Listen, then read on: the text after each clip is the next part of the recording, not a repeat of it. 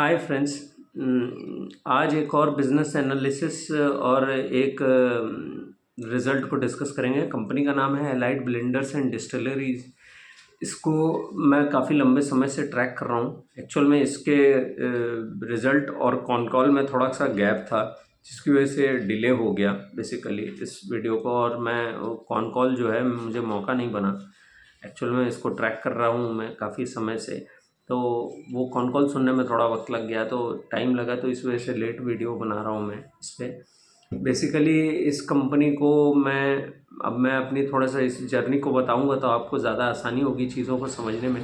Basically ये मैं इस कंपनी को ट्रैक कर रहा हूँ तब से जब इसका आईपीओ आया था। बेसिकली जिस समय इस कंपनी का आईपीओ आया था उस पीरियड में मैंने इसके आईपीओ में अप्लाई किया था, लेकिन मुझे अलॉटमेंट नहीं मिला बेसिकली। उसके बाद से मैं इस कंपनी को रेगुलर हर क्वार्टर पे डिस्कस कर रहा हूँ और इवेंट ट्रैक कर रहा हूँ। तो मैं वीडियोस तो अभी मैंने रिसेंटली 2-3 महीने पहले से स्टार्ट किए हैं। आप देखेंगे मेरे चैनल पे तो शायद सबसे पहला वीडियो और बिज़नेस एनालिसिस मैंने एलाइड ब्लेंडर्स का ही किया था। और मैं तब से इसको ट्रैक कर रहा हूँ। मैंने अपनी पोजीशंस बनाई थी, लेकिन करंटली मैं ये कहूँगा कि मैंने अपनी पोजीशंस को कट किया है बेसिकली, क्योंकि उसको मैं आगे आपको एक्सप्लेन करूँगा कि क्या कारण है। तो बेसिकली इस बिज़नेस को अगर समझें और इस तरीके के बिज़नेसेस जितने भी हैं, अगर उन सारी कंपनियों में मैं देखूँ तो उस समय इसका आईपीओ जो था वो सही ठीक ठाक वैल्यूएशंस पे आया था बेसिकली।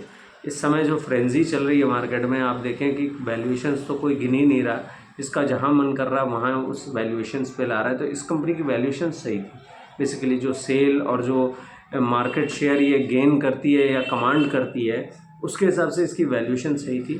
तो मैंने अपने समय पे इसका पोजीशन बनाया है। इसमें ऑलमोस्ट मेरा 1x का मैंने मेरा ऑलमोस्ट 100% का रिटर्न बना था इसमें।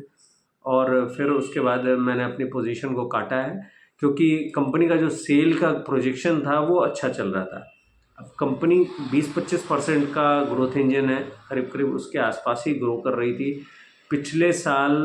एक्चुअल में होता क्या है, इसमें बहुत ज़्यादा गवर्नमेंट का इंटरवेंशन आता है इस तरीके की इंडस्ट्री में। अल्कोहल्स की इंडस्ट्री में सबसे बड़ी प्रॉब्लम ये है कि हर राज्य के अपने नियम होते हैं और वो नियम अपने तरीके से इन्फोर्स करते हैं, जिसकी वजह से क्या होता है, बिजनेस पूरी तरीके से ठप हो जाए या कह लीजिए कि डिसरप्ट हो जाता है for the period of time. माने जैसे 10 दिन, 15 दिन, 1 महीने, 2 महीने के लिए बिजनेस ही डिसरप्ट हो जाता है। तो इस तरीके की प्रॉब्लम है इस बिज़नेस में। तो इसमें क्या हुआ, पिछले साल जो था तेलंगाना में अल्कोहल की पॉलिसी पूरी चेंज हो गई। पॉलिसी चेंज हो जाने की वजह से हुआ क्या कि तेलंगाना में भी और आंध्रा में भी, आंध्रा में बेसिकली न्यू गवर्नमेंट फॉर्म हुई थी, तो जिसकी वजह से क्या हुआ था, अल्कोहल पे बैन लगा हुआ था वहाँ। तो कोई भी जो बड़ी कंपनियां हैं वो वहाँ अपना माल या प्रोडक्ट नहीं बेच रही थी, बिकॉज उनको ये लगता था कि रिस्ट्रिक्शंस हैं और वहाँ उस मार्केट में घुसने का कोई मतलब नहीं बन रहा है, क्योंकि गवर्नमेंट की पॉलिसी पे क्लैरिटी नहीं। तो क्लैरिटी जब तक नहीं आई तब तक आंध्रा में ये लोग घुसे नहीं। और तेलंगाना का तो सिस्टम ऐसा है कि मैं देख रहा हूँ कि उनका उन्होंने एक कमेटी टाइप के सिस्टम बना दिया है, और उन्होंने इन बड़ी बड़ी कंपनियों के पेमेंट्स बाकी कर रखे थे, जिसकी वजह से क्या हो रहा था, ये पूरा डिसरप्शन हो रखा था उस पूरे एरिया में। और हुआ उसकी वजह से ये कि इसमें कंटिन्यूअस चेंजेस आते जाते हैं बेसिकली। तो आंध्रा में ये पूरी तरीके से बाहर थे, सिर्फ यही नहीं, सारी कंपनियां बाहर थी आंध्रा के सेल से। तो बेसिकली पिछले 1 साल में जो इनको मैक्सिमम ग्रोथ मिल रहा था वो आंध्रा के पॉलिसी चेंज की वजह से मिला, जिसके वजह से जो नंबर में बेसिकली दिख रहा था, जिसकी वजह से ग्रोथ विजिबिलिटी दिख रही थी। तो वो आंध्रा का पूरा फैक्टर, बेस इफेक्ट का फैक्टर जो है वो क्लियर हो गया, मुझे ऐसा लग रहा है इस क्वार्टर के नंबर में देखकर। क्योंकि अगर इनका नंबर देखा जाए सेल्स का तो 995 करोड़ का है, जिसमें कि 14.5% का जो है इनको ग्रोथ दिख रहा है, जो कि पिछले क्वार्टर में करीब करीब 20% के ऊपर था। तो इस बार मैनेजमेंट की तरफ से कोई गाइडेंस पर कोई बात नहीं हुई, किसी ने कोई सवाल भी नहीं पूछा, क्योंकि मेरे को जो समझ में आया कि पीपीटी ने में कंपनी ने एक अपनी तरफ से एक लाइन मेंशन कर दी कि मिड टीन से हम ग्रो करेंगे। उनका ये कहना था कि हमारा जो बेसिकली सेल का जो है, मैंने फैक्टर इन किया उन्होंने कि 2 चीज़ें हैं, जैसे कि तेलंगाना में ईयरली रिन्यूअल्स होते हैं, जिसकी वजह से क्या होता है, वहाँ सेल जो है वो डिसरप्ट हो जाता है बेसिकली। जिनका भी नया रिन्यूअल होगा या जो जिनको दुकानें मिलेंगी दुकान चलाने के लिए, वो उसकी वजह से क्या होता है, सप्लाई कोई नहीं लेता। जो पुराने जिनके पास है, अगर उनको आगे सप्लाई नहीं मिल रही होती है या फिर उनको अगले अगले साल का रिन्यूअल नहीं मिल रहा होता है, तो वो अगले साल नहीं बेचेंगे अल्कोहल। कोई नए बंदे आ जाएंगे जो बिज़नेस करेंगे। तो बेसिकली इसकी वजह से प्रॉब्लम ये आती है कि प्रॉब्लम इस जगह पे आती है कि कोई सर्टेनिटी नहीं है बिज़नेस में।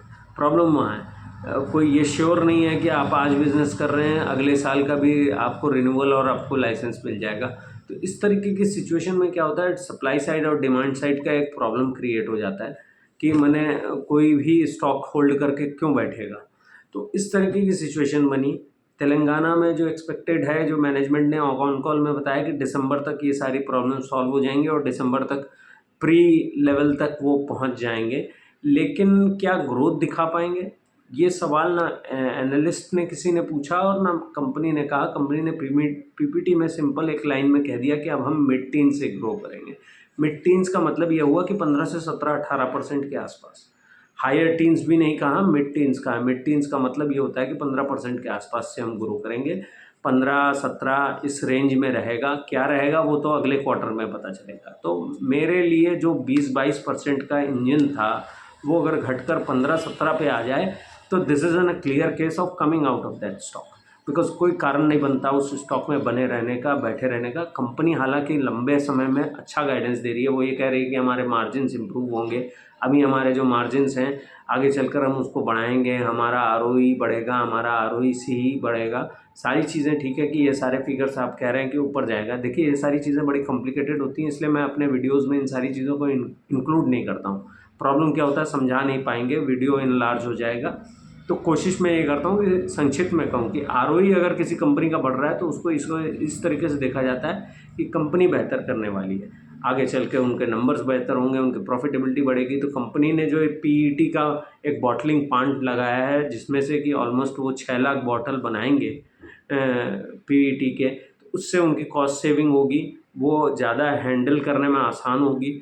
और ये जो उन्होंने प्लांट डेवलप किया है, ये बेसिकली उनका उसी रीजन के लिए ही उन्होंने तेलंगाना, आंध्रा और उसके आसपास के स्टेट्स के ही लिए हैंडल करने के लिए इस प्लांट की बेसिकली उन्होंने शुरुआत की है। औरंगाबाद वाला और जितना भी कैपेक्स है कंपनी का, सब एज इट इज़ चलेगा। तो कंपनी का ये मानना है इसकी वजह से जो है उनका मार्जिन जो है वो बढ़ता हुआ दिखेगा।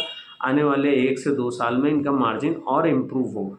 That is good. But the current time situation is कि आपकी सेल ग्रोथ चली गई है और कंपनी का भी जो रवैया दिख रहा है बेसिकली आप अब इसको देखें कि ये वो गेम प्ले करने की कोशिश कर रहे हैं जो रेडिको खैतान करता है। बेसिकली रेडिको खैतान जो है वो premium and premium brand whisky और इन सारे प्रोडक्ट्स पे ज़्यादा ध्यान देता है। जो आपका ये है बेसिकली रेडिको खैतान का रामपुर हुआ, रणथंबोर हुआ, इवन और भी जो इनके प्रोडक्ट्स हुए, उसी लेवल पे बेसिकली एलाइड ब्लेंडर्स भी मूव कर रहा है। वो प्रीमियम एंड प्रीमियम सेगमेंट पे ज़्यादा फोकस कर रहे हैं। पीए सेगमेंट बोला जाता है उसको, और उस पर उनका ध्यान ज़्यादा है। उनकी कोशिश ये है कि वो इस सेगमेंट को ज़्यादा हिट करें, तो जिससे कि जोया जिन कह लीजिए, और इनका आर्थरस बोल के एक प्रोडक्ट है, इवन इनका आइकॉनिक वाइट है जो कि सबसे ज़्यादा चल रहा है। तो बेसिकली इनकी कोशिश वही चल रही है। एक मुझे लग रहा है कि ये एक और विस्की ये डेवलप करने की सोच रहे हैं, जिसका लॉन्चिंग शायद 2028 या 29 में करेंगे। और बेसिकली उसमें वो तेलंगाना के रंगपुर में उनकी जो फैक्ट्री है वहीं उसको बना रहे हैं बेसिकली। और उन्होंने बाकायदा इस कॉन कॉल में इस बात को समझाया कि वो उनकी 2000 साल की हिस्ट्री, तो बेसिकली वही मॉडल प्ले करने की कोशिश हो रही है जो आप देखेंगे पिगडालिया ने किया। इन केस ऑफ एक ब्रांड था, मेरे को नाम नहीं याद आ रहा है, पिगडालिया जो है उसका ब्रांड है, काफ़ी नाम हुआ उसका, उसने काफ़ी ज़बरदस्त वाहवाही लपेटी और काफ़ी सेल भी आया वहाँ से। इनमें होता क्या है, ये बहुत ही हाई प्रोडक्ट माने इसमें मार्जिन बहुत ज़बरदस्त होता है, माने एक एक बॉटल का दाम बहुत ज़्यादा होता है। तो कंपनी अब बेसिकली उस तरफ मूव कर रही है। कंपनी को ये पता चल गया है कि हम वॉल्यूम में अब उस जगह पर नहीं जा सकते, वो लेवल नहीं है अब कि हम वॉल्यूम अपना बढ़ाएं। तो वो वॉल्यूम बढ़ाने के बजाय वो अपना एक्सपेंशन कर रहे हैं दुनिया में। अब करीब करीब 30 से 35 देशों तक वो पहुंच गए हैं। अफ्रीका पे वो बहुत बुलिश हैं कि अफ्रीका से सेल आएगी और वो आगे बढ़ेंगे इसको लेकर। तो इनका एक इन्वेस्टमेंट भी था एबीडी माइस्ट्रो बोल के, जो कि जिसमें रणवीर सिंह एक्टर जो हैं वो भी शेयर होल्ड करते हैं 6-7% का शायद।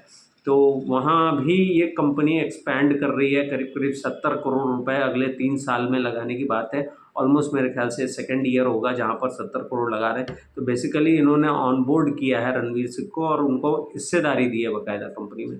तो जिससे क्या हो गया, ब्रांड की विजिबिलिटी बढ़ेगी और वो इस पीरियड में इस चीज़ पे काम करेंगे अगले 3 साल में कि वहाँ से ठीक ठाक रेवेन्यू आए, जिसको लेकर बात उठ रही थी। इस कॉन कॉल में भी कई बार पूछा गया, तो कंपनी का यही कहना था कि वो एक्सपेक्ट कर रहे हैं कि उनके जो टॉप लाइन में फिगर है वो करीब करीब उसमें उनको 8 टाइम्स की ग्रोथ वहाँ दिख रही है आने वाले समय में। तो एक्सपेक्टेशंस है कि उस पर वो ज़्यादा क्लैरिटी अगले 1 से 2 क्वार्टर में जाकर देंगे। उन्होंने यही बताया कि अभी हम वहाँ जो भी हमारा इन्वेस्टमेंट था वो सब हम कंटिन्यू करेंगे। तो बेसिकली जितना मैं समझ पा रहा हूँ वॉल्यूम का गेम जो है वो एग्जिट कर गया है इस स्टॉक से। अब ये प्रीमियम का गेम खेलने की कोशिश कर रहे हैं। बेसिकली मुझे जो लगा कि विस्की ये जो बनाएंगे उसका कुछ आप समझिए कि इसी तरीके का जैसा कि रेडिको खैतान एक नाम देता है और ये देता है। तो मैंने बेसिकली मैं इस स्टॉक में अभी भी होल्डिंग रखता हूँ, लेकिन मेरा ये मानना था कि जब वॉल्यूम ख़त्म हुआ, वॉल्यूम का गेम ख़त्म हुआ और ग्रोथ की गाइडेंस कम हो गई, तो उस स्टॉक में अब बैठे रहना का कोई मतलब नहीं है। लेकिन मेरी पोजीशंस मैं अब कुछ होल्ड कर रहा हूँ, लेकिन that is almost like for a longer period of time. मैंने अब उसमें मैं उसको मुझे वॉच आउट नहीं करने की ज़रूरत है। Just I have left it like as it is, क्योंकि वेल्थ जब बनेगी तो वो लंबे समय में इसी तरीके से बनती है। तो कंपनी को मैं ट्रैक कर रहा हूँ। बेसिकली जो सेल के फिगर्स आए हैं वो 14-14.5% के हैं। मेरा ये मानना है कि अगर ये महाराष्ट्र और तेलंगाना का इशू अगले क्वार्टर में सॉल्व भी हो जाएगा तो भी कंपनी की तरफ से यही गाइडेंस है कि हम मिड टीन से ग्रो करेंगे। तो सेल की ग्रोथ चली गई है और मेरे पास बेहतर विकल्प थे जिनमें मैं स्विच कर जाऊं, बेसिकली जो ज़्यादा रफ्तार से ग्रो कर रहे हैं। तो that is my personal decision. कोई बाय सेल की रिकमेंडेशन मैं अपने वीडियोस में नहीं दे रहा हूँ। बेसिकली कंपनी का जो ओवरऑल व्यू इस समय दिख रहा है वो प्रीमियम सेगमेंट में ज़्यादा मूव करने की कोशिश कर रहे हैं, उधर उनका ज़्यादा ध्यान है। उनके सारे कैपेक्स ऑन बोर्डेड हैं जैसे उन्होंने पहले डिसाइड किया, सब टाइमलाइन से चल रहे हैं और सब समय पे पूरे होंगे। औरंगाबाद में भी इनकी एक फैक्ट्री है तो वो भी पूरी होगी। बिज़नेस को हम ट्रैक करते रहेंगे, आगे अगर मौका बनेगा तो ज़रूर फिर से आएंगे, फिर से देखेंगे कि क्या हो सकता है। तो मेरी कोशिश ये रहती है कि मैं आपको क्लैरिटी दूँ, कोई बाय सेल की रिकमेंडेशन नहीं है। आप अपने फिनेंशियल एडवाइज़र से बात करें और तब आगे बढ़ें। Thank you so much.